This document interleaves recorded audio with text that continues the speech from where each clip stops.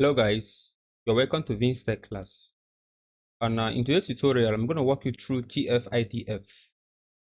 The TF-IDF is a preprocessing technique in natural language processing.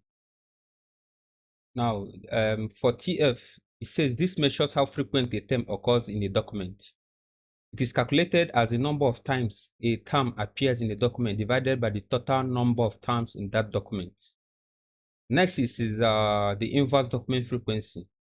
It says this measures how important a term is across multiple documents. It is calculated as the logarithm of the total number of documents divided by the number of documents containing the term. And we also have TF-IDF score. It says the TF-IDF score is the product of the TF and the IDF.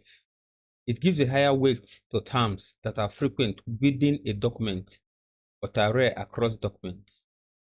So let me walk you through the project. First, we start by importing our required libraries. That is from sklearn.feature extraction.txt, we import TF-IDF vectorizer. Next, we define our sample document. This is our sample document. This is the first document. This document is the second document. And this is the third document. This is the third one. And this is the first document. I gives us a sample document. Next, we create the TF-IDF vectorizer. Next, we compute the TF-IDF score for the document. Next, we get the feature names, that is the words.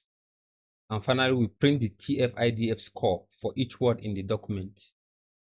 And now, if you can observe from the output, these are the TF-IDF score for each document.